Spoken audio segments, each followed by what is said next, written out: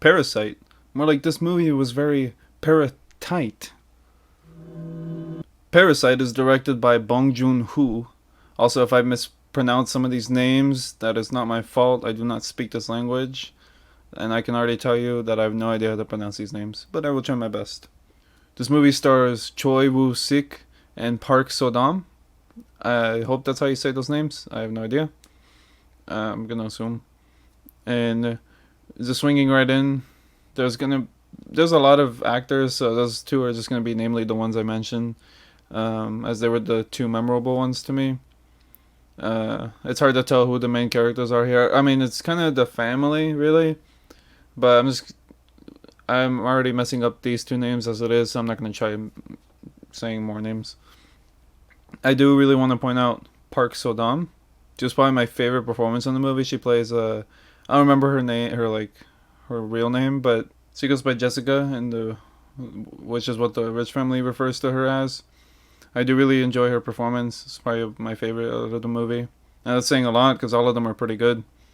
And the movie itself is about a poor family slowly kind of infiltrating a rich family, which I will not explain further on because I prefer if you ever watch this movie to go in blind because that's probably the best way. But they infiltrate the family and then they just kind of stuff happens. That's the most I'll say.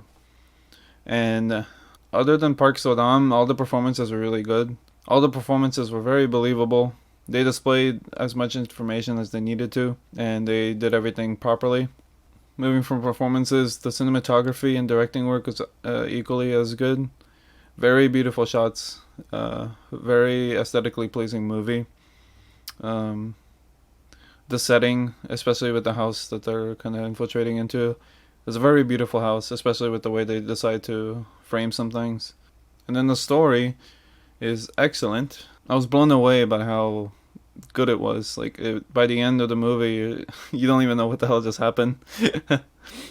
I really wish I could just go back and just watch it without knowing what happens. It starts off, if you watch the trailer, there's a little thing from somebody reviewing it that says this kind of mutates into another movie, which I would say it's pretty accurate. It starts off doing one thing, and then once it hits this point to where they finish that thing, it kind of slowly transforms into something else. But it doesn't feel like two separate movies because in theory it's kind of like two genres, sort of. It's like kind of starts off a bit like drama, and then it kind of turns into more horror-ish. Not horror, but like more thriller-ish, sort of. It's hard to explain.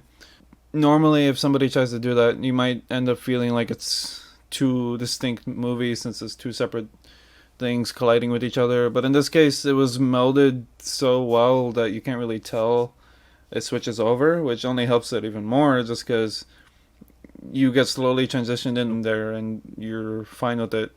You don't even notice for the most part. The writing and story itself is also really good.